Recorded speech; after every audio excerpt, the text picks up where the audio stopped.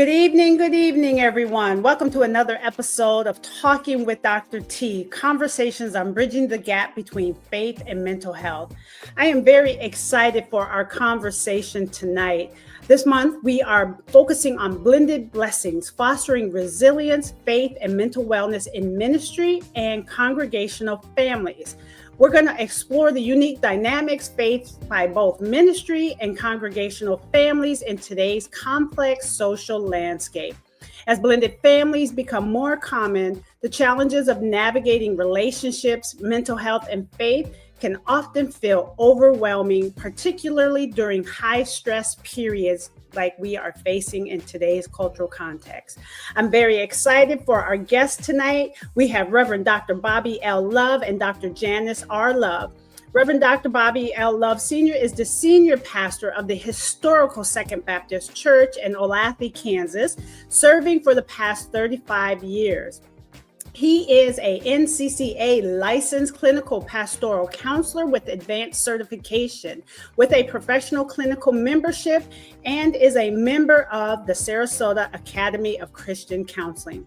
Dr. Janice R. Love is the best-selling author of 3 books. Her first one is entitled 1 + 1 = 10, a First Lady's Survival Guide for Stepmoms, and her second book is entitled Divorced and Still Highly Favored.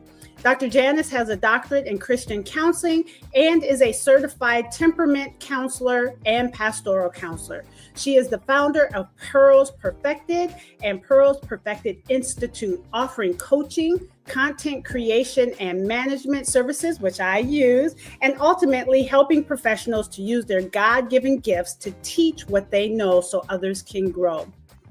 Both Dr. Bobby Love and Dr. Janice Love are part of Step with Love Ministries. This is their ministry. After experiencing the unique challenges of a blended family of 8 children, the Loves trained at the world-renowned Step Family Foundation Incorporated and successfully earned credentials as a certified Step Family counselor and coach, respectively. They established Step with Love, a ministry that offers family counseling, coaching, seminars for individuals, couples, and marriage ministries. So I would like to introduce to all our guests tonight, Dr. Bobby Love and Dr. Janice Love. Welcome. Hi. Hello. Glad to be here. Absolutely. Excited. So, I gave our audience an overview of our show tonight. I gave them a brief overview of Step with Love. I guess I just want to start off with both of you sharing a little bit about your ministry journey, your counseling journey, just to give the audience a clear picture of who you both are. All right. You want to go first? Well, I think I'll start first. First of all, we're so thankful and blessed to be with you on this platform and to your audience. So thank you for the invitation of having us. As you have already indicated, I've been in ministry for over 41 years, but pastoral ministry for the past 35 years at my local church, Second Baptist Church of Olathe. And Olathe, I apologize. Hey, don't worry. It happens how to all the time. pronounce it earlier this week. Oh no, that's actually you're about right on par. Everybody pronounces it the way that you do, but the correct pronunciation is Olathe. So our journey kind of started from the perspective, of course, I've been pastoring this church for 35 years, of which I've been blessed, and had a little hiccup in life when life happens, and thus created our ministry, Step with Love. And I'll pass it over to you, my dear. All right. So I just ended a 23-year career in learning and development for a healthcare organization, and have officially launched out into my own services, Pearls Perfected and Pearls Perfected Institute.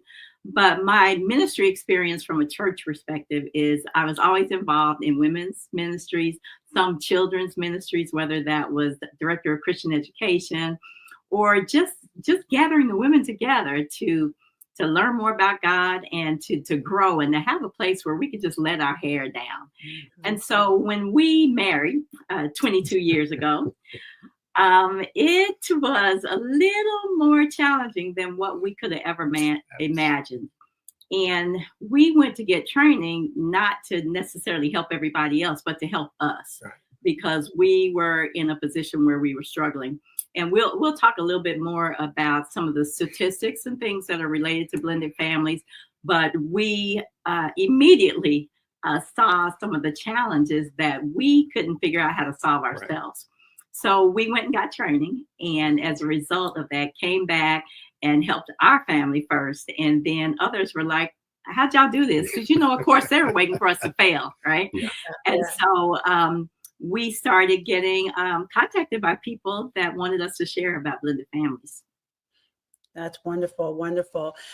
So, there's a number of different ministries. So I guess share with our audience, because you had Married to the Ministry, Pearls Perfected, Step with Love, Uncomplicated Families, One Step at a Time. So share the significance of each of these and why they are significant in today's cultural context. So if you go back and really look at my life, a lot of my challenges have been around who I was married to. Okay. And so, right. And so when we got married, of course, I journaled about a lot of the challenges that we were having, and ended up writing the book, 1 + 1 = 10.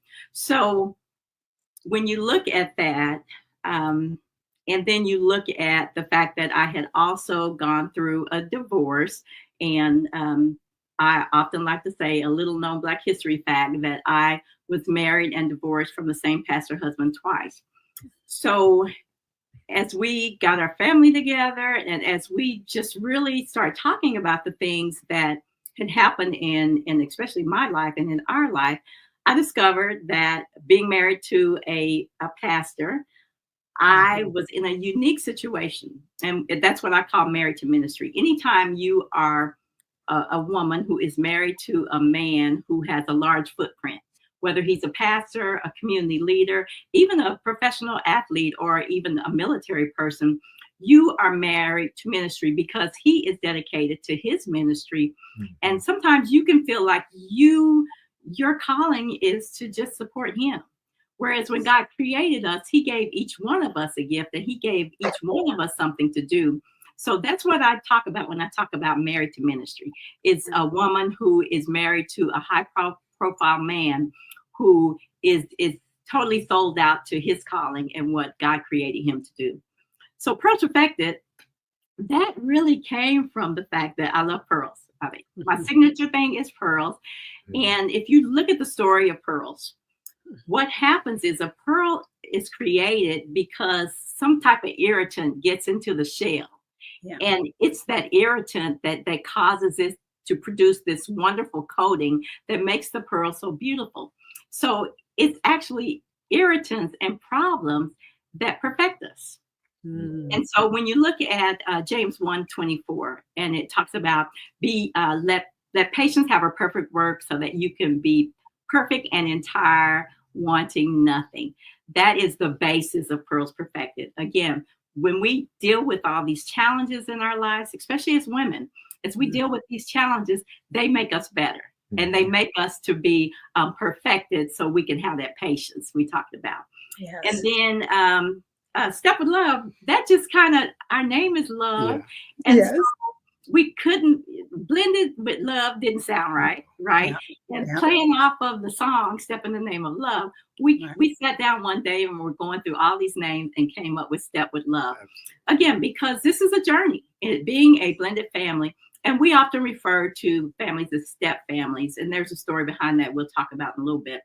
But we came up with Step with Love, and it's all about encouraging families and also helping churches to be able to handle some of the things that these families go through. And why don't you talk about uncomplicating families one at a time, one step at a time? I think, and by the way, I was going to say preach, preacher. Oh.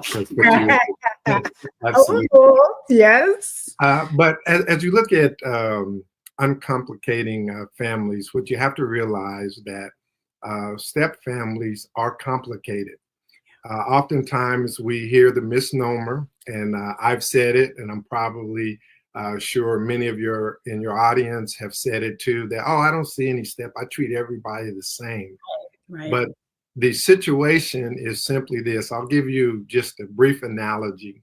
Okay. So we all know individuals who may have kidney problems that they have to get a kidney replacement. And the process, usually you register, you put your name on the registry. When they find a match, they call you. If everything is okay, they bring you in, you do the surgery.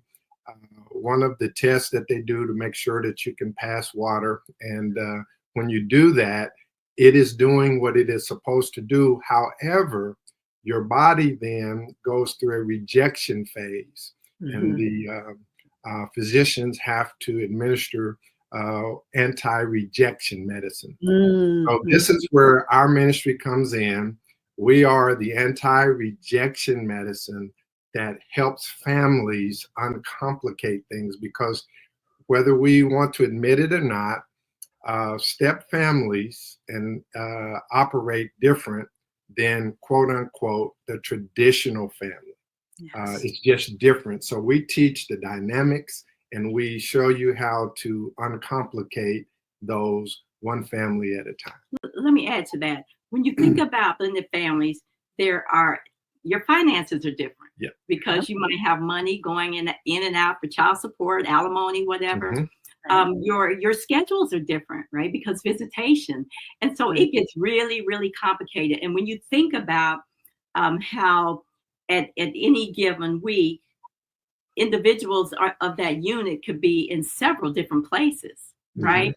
And so it gets really, really complicated. And so we really work through all those dynamics so that we can uncomplicate each family. Because we might have families that have, they married, they have 10 children between them. There might be 3 mothers involved, and there might be several fathers involved. And so it can get really, really messy and complicated. So we just help them to break it down and go from there. And I appreciate that, breaking it down, because I'm a product of, we'll say step family, but in my book, 4 Quarters, I removed the word step. So I said, for the purpose of my story, I'm removing the word step. But when we think about the families, we're thinking about the adults and the children, and we have to look at these blended families from multiple perspectives. Would that be right? Sure. Yeah. And with that, let me kind of explain to you why we use the word step, because we actually will interchange it based on the audience. Yes. So when you think about the smoothie I make every morning, right? It's got strawberries in it. It's got spinach in it. It's got protein powder. It has all these things. So you take each one of those ingredients, you put them in the blender, and then they become one unit that you actually lose all the individual personalities of all the ingredients that go in. And so what happens to step families, they don't blend, they collide. Because when you try to destroy who each person is individually to make them fit into the unit, you're going to bump heads every time. So that's probably one of the reasons why we use step. And again, because we help people step by step.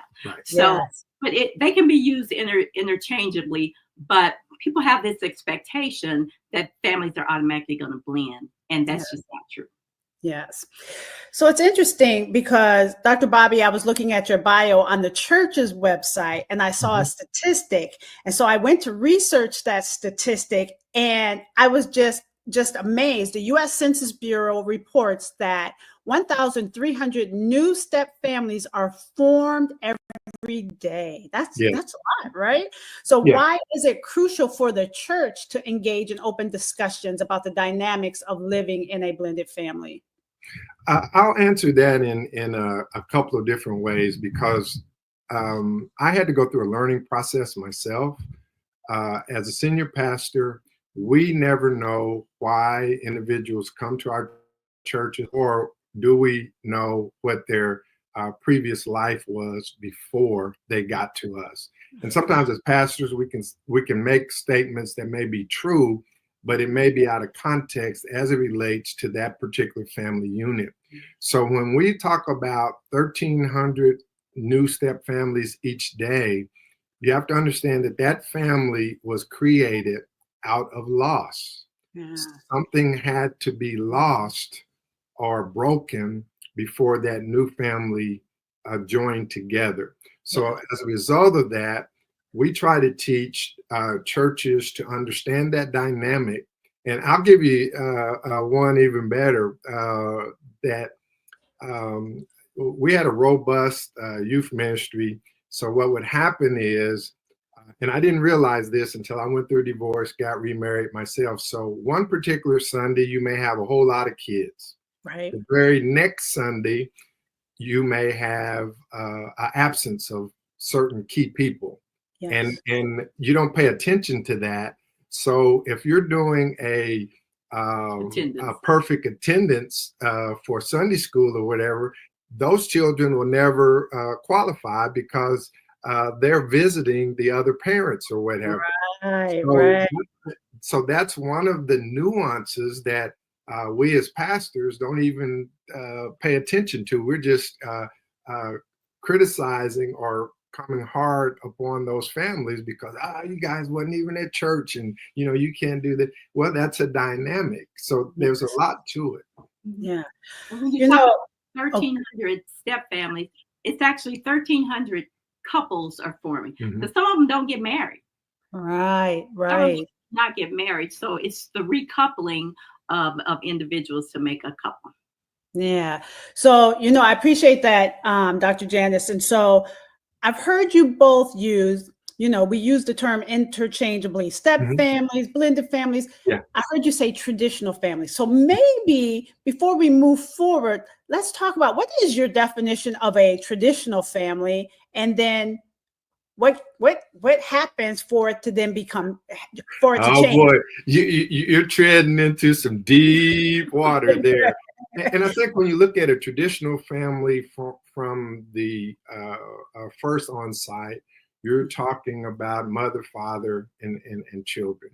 And then, of course, when you start looking at the blended family, or you call it the nuclear family, there's various terms that we can use. And then also, as you then look at a more of a contemporary perspective, we know the dynamics of what create a family by today's standards is a little bit different than perhaps what we grew up with. So there are numerous terminologies out there. And our focus simply is on how do we equip these quote unquote families, how to deal with their children and in a healthy environment. Yes. Yes. Okay, Dr. Janice, anything else? Are we good? Or? No, I'm good with that, because anymore there are more. If you look around your churches, there are more blended families than there are traditional families.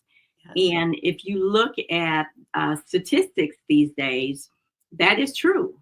Mhm. The original family is kind of being outnumbered. Mm-hmm. Yes. Yes. Yeah. It has to do with divorce rates. It has to do with, of course, children being born out of wedlock. There are lots of societal things that contribute to it. But when you really, really look at what's going on out there in our church, a lot of our leaders have been divorced and recoupled. Yeah. And you'll see that in a lot of the churches. Because if you look at the statistics around divorce, Christians are not much different than non-Christians, and clergy are not much different than non-Christians. So because of the divorce epidemic, and I understand it's actually going down, but that could be related to people not getting married. So I'm not going to mess with that. But again, divorce itself created some of this. Some of it is because of a death or whatever. But anymore, if there's two parents and children, regardless of whether or not they were created in that relationship or came from another relationship, then that's a family. That's a family unit. Yes. Yes.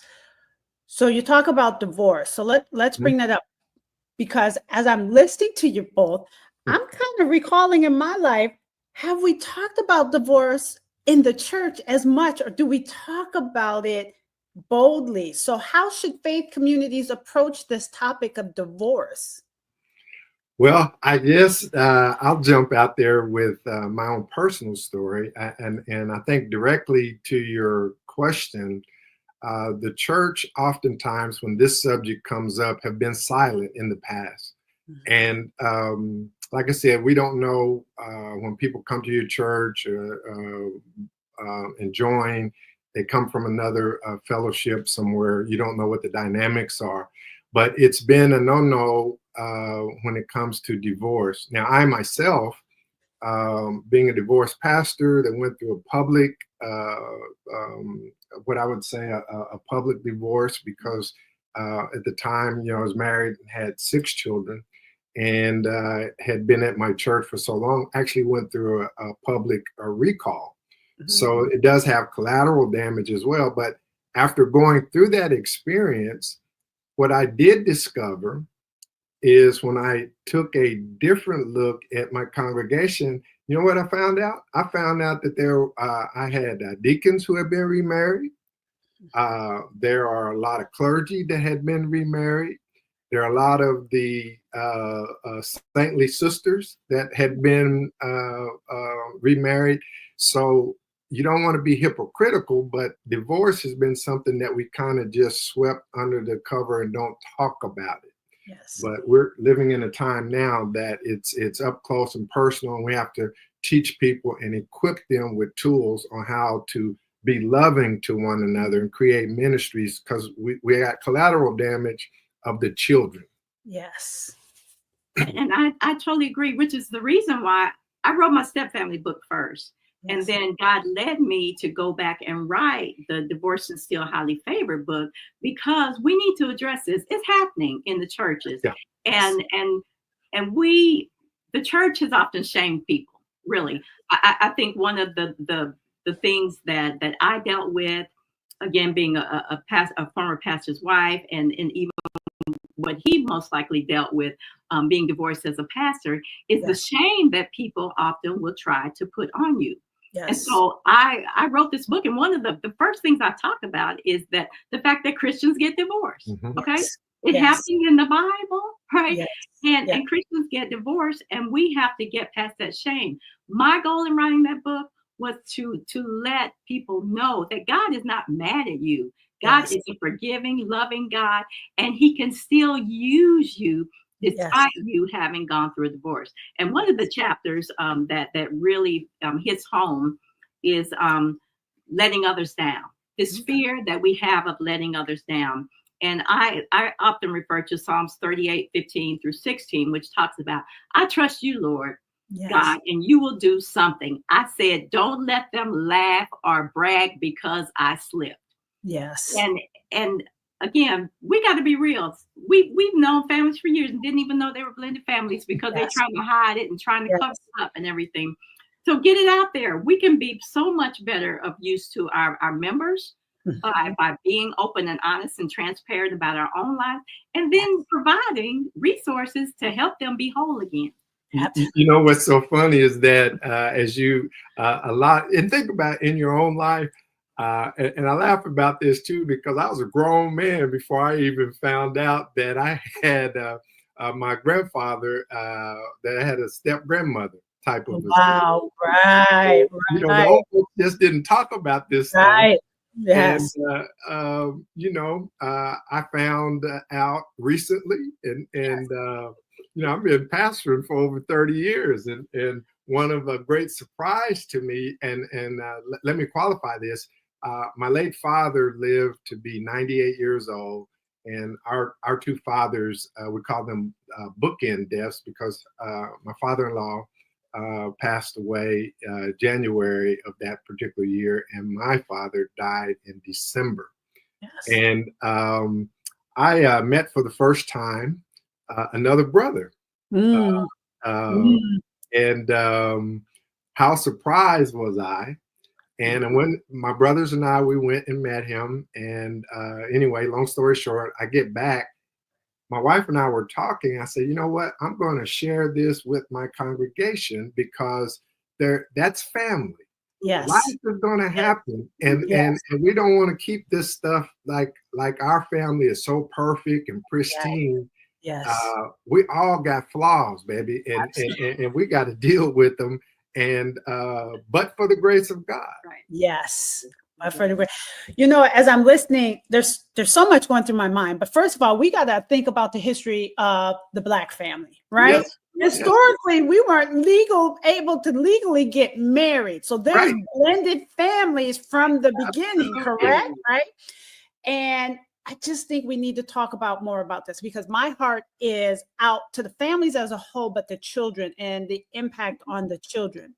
You talk about being whole, Dr. Janice, right? Mhm. And your book, Divorce and Still Highly Favored, is how you and I met. Because when you put the book out, I was working with clients who we were having this conversation and bridging the gap between faith and mental health and integrating the spiritual and Christian perspectives. So I actually use your book with my clients and as part of the bibliotherapy.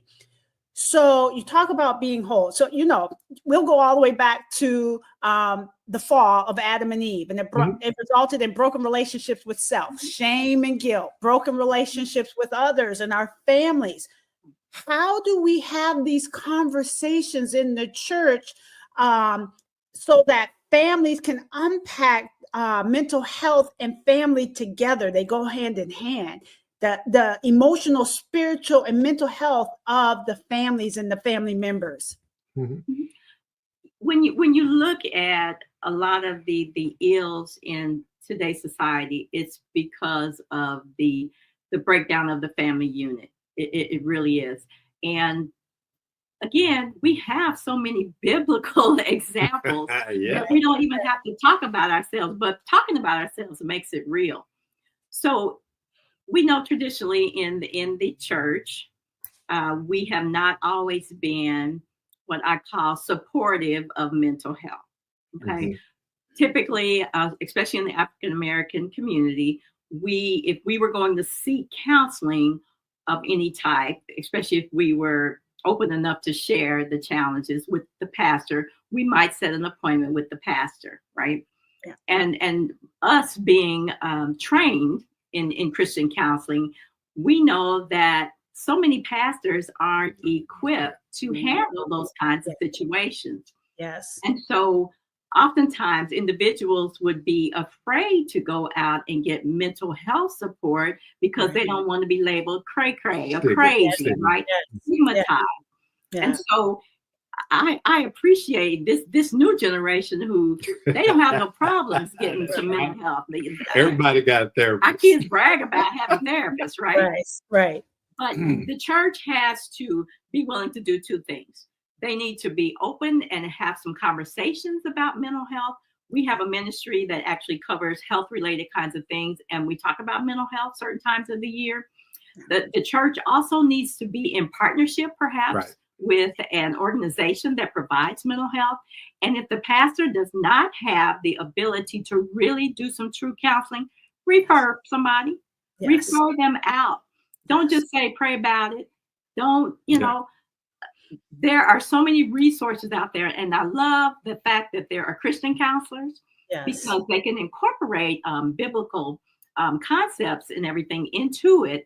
But at the same time, if it's a biological concern, then we have to be willing to have them seek the help that they need because not everything can be, there's certain things we're not going to deal with from a Christian counseling perspective. Right. Right. Yes. If a person needs medication or something, then we have to be willing to refer and help them get what they need. But don't just whisper about it in church. Let's deal with it. Let's have some seminars. Bring somebody in to talk about Right. the things that people go through. Yes. I think that is very, very true. But I think as a pastor, we have to be willing to acknowledge that we don't know it all. Yes. And for too long, pastors operate under the auspice that they are the one-stop shop. And we actually can do more harm than good. But don't be afraid to partner with agencies that can do what you can't do. And the good thing about Christian counseling is that we know how to administer things to show you how you get in trouble when you're trying to meet your needs in an ungodly fashion. Yes. So that's where we differ. Yeah. So I want to step back. So now we've talked about the mental health. We've talked about blended families. We talked about divorce, traditional. Let's really be specific here for people who are listening on, right? What are some of the unique challenges that blended families encounter, families who are divorced, as it relates to their faith and mental health? Let me jump in there. And you go ahead. Okay. Okay, so Dr. Janice talked about it earlier, is that there are certain pools that blended families have. And let's say you've got minor children, and what you have to understand is that those other parents, that child is going through a numerous amount of struggles that they're dealing with themselves, loyalty issues. I'll take, for instance, during my divorce and visitation, when kids come over, as a father, I just opened up the bank account to have what we call this. I was a Disneyland dad because I wanted to do everything for them. And then once that was over, they would go back. Well, when they go back home, they can't act like they had such a great time. So it creates that particular problem. There is financial obligations if you're paying child support. So your household is blended, but you got pockets of money going over here, pockets of money going over there, and then you got influence that's going over in the bio parent's house that's affecting the custodial parent's house.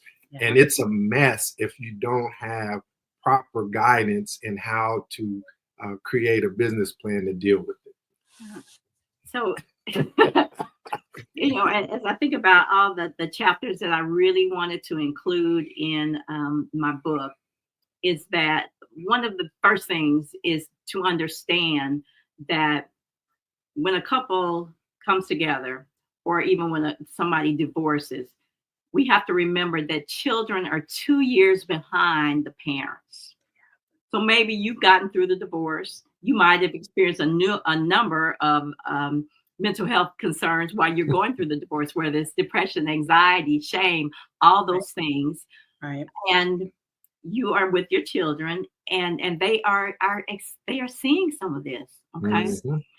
And if you think about how, there's somebody's got to move, you disrupt schedules, they have to redefine who their family is. So my 2 children suddenly have 6 step siblings, right? Right. They had gone to church with, but that didn't necessarily see each other as siblings. So that whole dynamic, and trying to explain this to other people, right? So many things that the kids go through. Again, visitation, then just changes in, again, the structure of and financially. So what to call one another, right? Well, there are tons of things, but financially, let's look what happens when a couple breaks up. You go from a 2-income family to a 1-income family. Okay. Yes. So when you, again, you're looking at a child who might have changed living circumstances, right? Yeah. They went from a big house to an apartment. Yes. Right. Mm-hmm. Or the fact that other people are nosy about what's going on in the unit and try to get through the kids to find out what's going on. Yes. There are so many things, and I try to address just about everything in my book, because every little thing can cause a ripple effect. Yes. Little thing. So, like you said, what are we going to call them? What are we going to call them? Right. If they call me mom, then that was going to offend their mother. Yes. There are just numerous things. And again, a lot of these things are best solved by sitting down and working with professionals who can help you work through all those different roles, all those different responsibilities.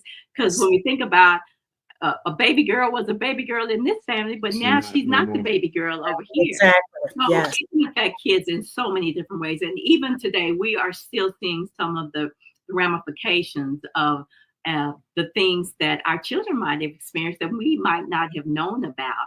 Yeah. And whether that is, we're waiting on ours to get married. Yes. Are they moving a little slower because their What we parents went through. divorced? Mm. Or Yes. is this just a rough time to find a spouse, which that is an issue too, because I worry about them. But Yes. there are so many things that are documented out there, but when we're focused on ourselves and trying to get hold of ourselves, we might not really understand the dynamics that happen, especially with the children. Absolutely. And Dr. Janice, you and I have talked about this. When we talk about, I'm all about being trauma informed. And sometimes these experiences can be traumatic, right? Mm-hmm. So we talk about there, technically there is a definition by James and Gilead about crises. And the crises can be developmental, which could be a marriage, a divorce, right? But it can also be traumatic. Exactly. When kids are going through something like this, when adults, wives, husbands, it can impact their emotional health. It can impact their behavior, depression, anxiety, right? A child's behavior. So if we're coming from a trauma-informed perspective, we have to say, not what's wrong with them, but what happened to them for them to behave this way. Exactly. Dr. T, that one of the things that as we were listening here, one of the things that I think that I did, and I wished I could have redone it, but I used this story to help other fathers and so forth, because I'm old school. I had a heavy hand. What Dad said, I'm the king, I rule everything, don't nothing move that comes in the house or out of the house.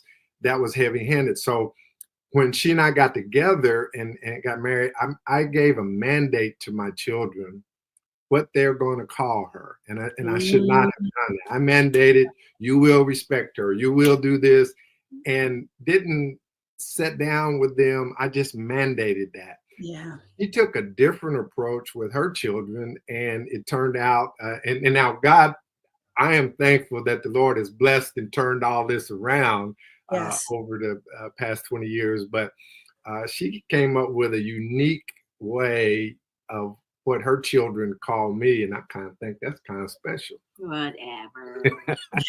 They call me S-Dad, Okay. and it stands for stepdad. But I'm super dad. That's what. Yes. As dad, I love it. Yeah, but Dr. Bobby, it really all comes down to communication, right? Absolutely. Having not making assumptions, not just putting it down, but having those open, honest conversations. Yeah. And here's the key point is that oftentimes divorced parents don't know how to co-parent. Right. And that is huge. That is something we focus on. Because think about what it does to a child's self-esteem if I'm bad-mouthing their father all the time. Yes. I mean, they're part of their father. So am I bad-mouthing them too? That can kill a child's self-esteem. So I have seen so much damage done when the former parents cannot get along. Look, y'all don't have to live together no more. Y'all have moved on. So y'all work together to be what's best, do what's best for the kids. Yes. And keep the kids out the middle. Yes. Because that creates even more challenges for them. And I applaud my ex. In my books, you will never hear me talk bad about my ex, because the children are half of him.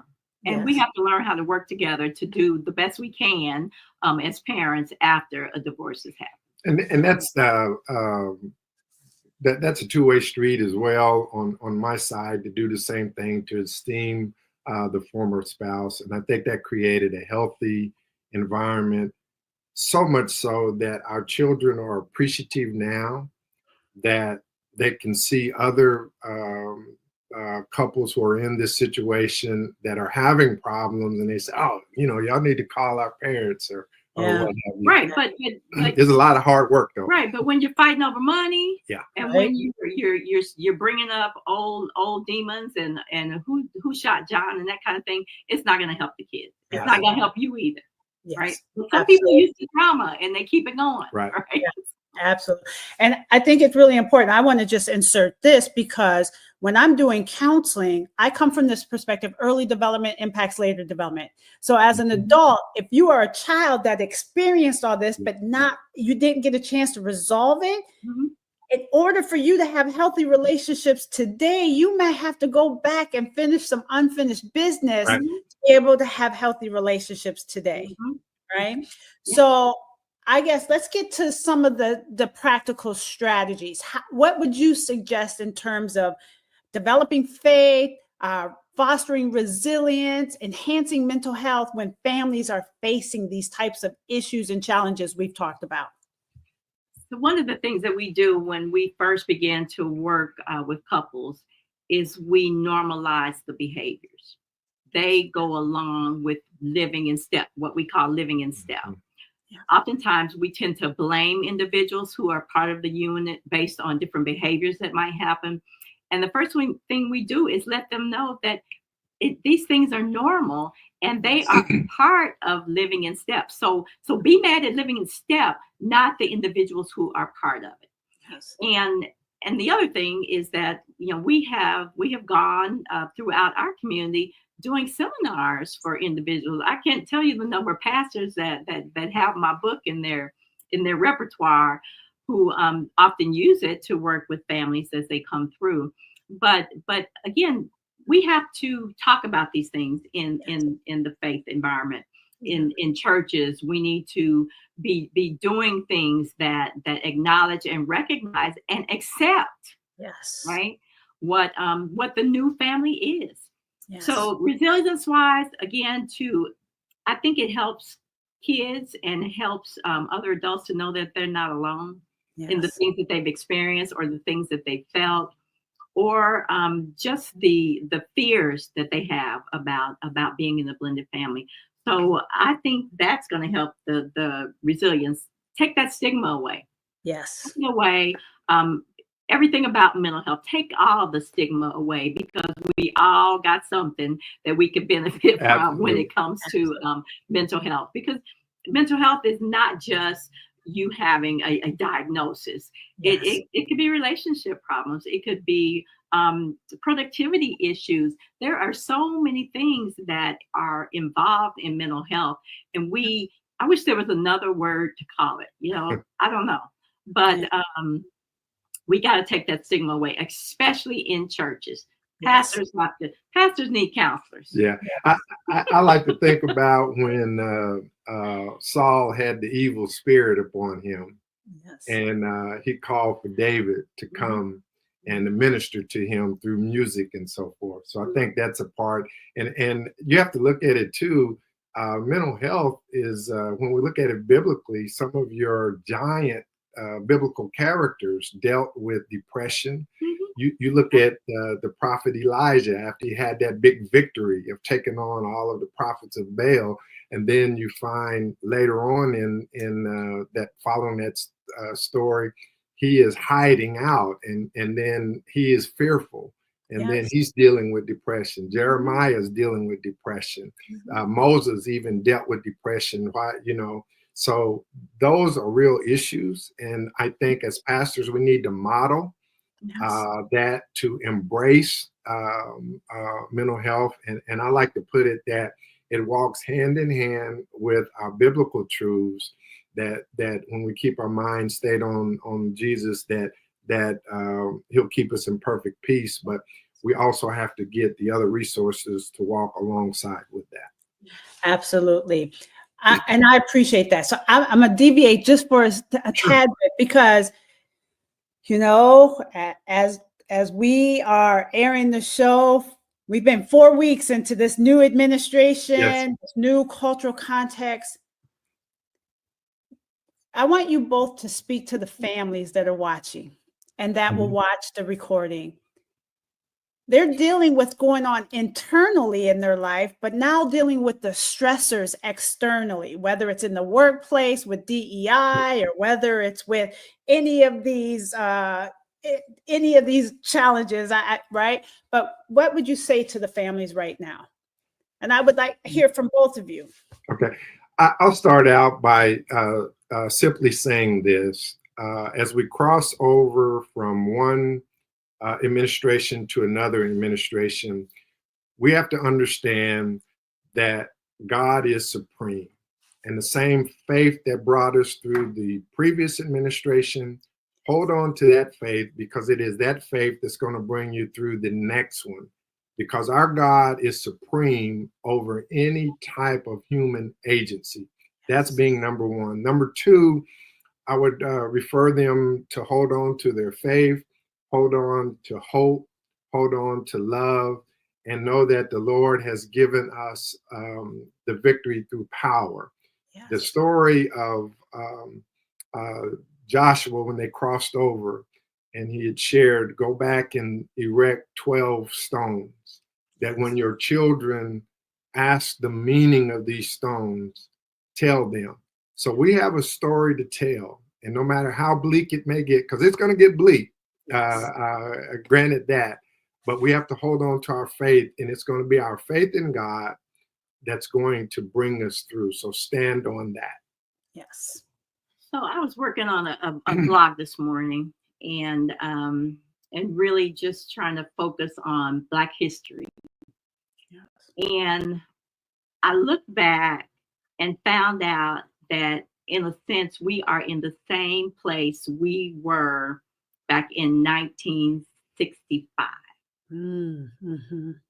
That's the year that Malcolm X got assassinated.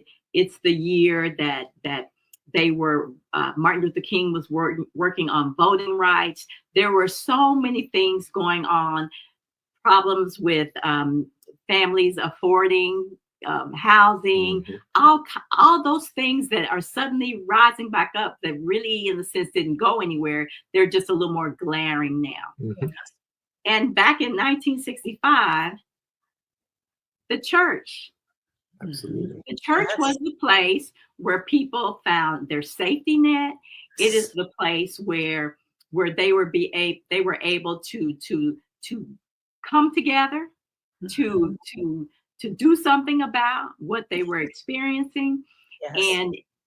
And leaders stepped up to the plate and stood up to the government and declared what it was that we needed in our communities. And so to me, that's no different than what we did in 1965. Yes. But we need to do a better job of coming together as churches to focus on those things such as civil rights and social justice. Right. Yes. Because maybe not all churches are doing that. Now we're trying to blend in with everybody else, right? So I think that it's very key that the church lead the efforts. Yes. Remembering them stones. Go ahead, girl. I love it. But I agree. The church is our hub. Mm-hmm. And when we know in the Black community, when we are in crisis, the first place we go to is the church. So we need to make sure the church is equipped. We need to make sure our pastors have referral sources, because you can't do it all by yourself, right? We're not on the island alone. So who are your referral sources within your congregation, right? Mm-hmm. Yeah. So we're kind of winding down. I'm just wondering, is there anything else that either one of you would like to share or say that you didn't get a chance to discuss today? You know, I always got something to say. She got to watch me. I was just going to say, I love this woman. Yes. That's my girl. I love you too. And just know that despite things that happen in your life, again, one of my favorite scriptures is Romans 8:28, and we know that all things work together for good to those who love God and those who are called according to His purpose. Amen. We know that not all events are going to be good, but we know that God can bring good out of them. Right. So if you are in a blended family, if your parents were divorced or whatever has happened in your life, know that God can bring good out of it. Right. And we are perfect example of that, because again, the last thing you want to hear about is your pastor divorcing. Yes. Right. And but God can bring good out of that. God has everyone here for a purpose. And so we have to embrace that assignment, be willing to be vulnerable. Yes. Because again, sometimes you look at people like they're perfect, and then you really sit down and talk to them and you go, oh, my stuff ain't that bad. Right? So people have to be open and vulnerable and share.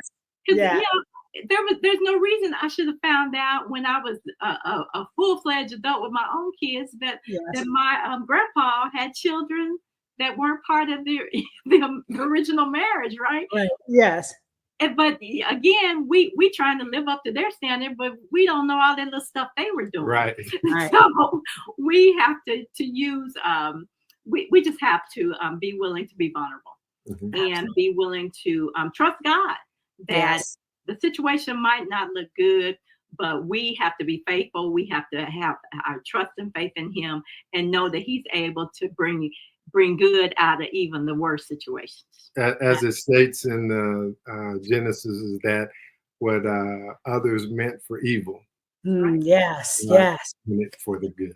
Absolutely. I love it. I love it. And Dr. Bobby, this is our first meeting. Yes. I love me some Dr. Janice. We've been connected. I'm adding you. I love you, my brother and sister. Thank you for being on the show. Thank you for having us. Yes. So a couple things. One, Dr. Janice, you have a First Lady's Survival Guide for Stepmoms, the book Divorce and Still Highly Favored, chosen for this, How to Be Married to the Ministry and Answer Your Own Calls. How can people get your books? Amazon is your friend.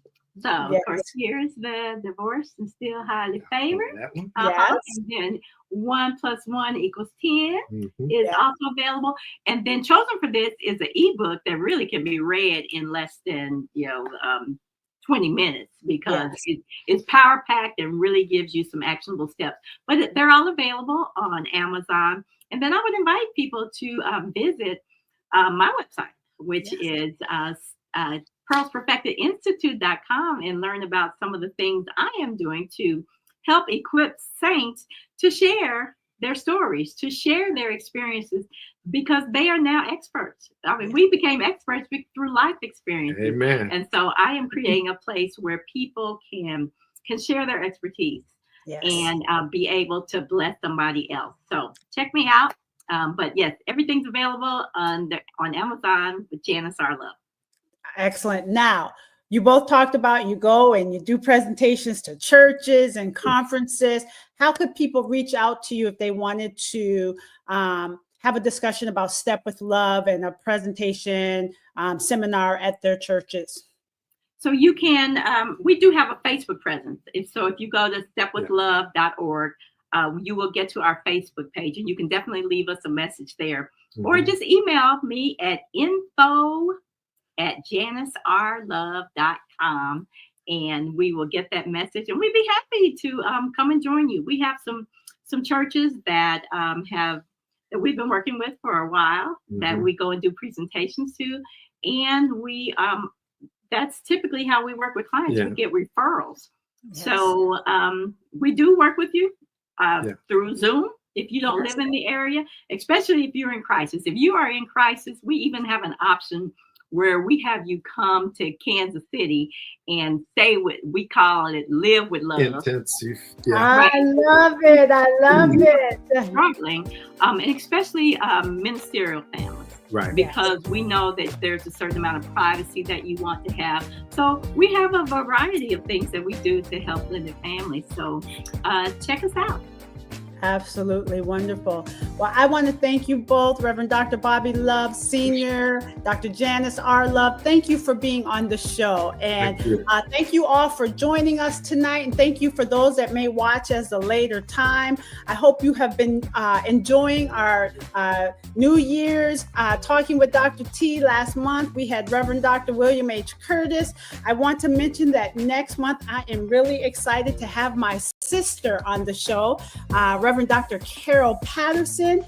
She has her book called Deceit. So if you don't have this book, make sure that you get her book. We're going to be talking about this. So Dr. Carol Patterson and I, we will be focusing on From Pain to Power, deliverance from racism, sexism, domestic violence, and the deceit we endure. So please join us next month for our guest, Dr. Carol Patterson. Thank you all. Good night and continue prayers and blessings.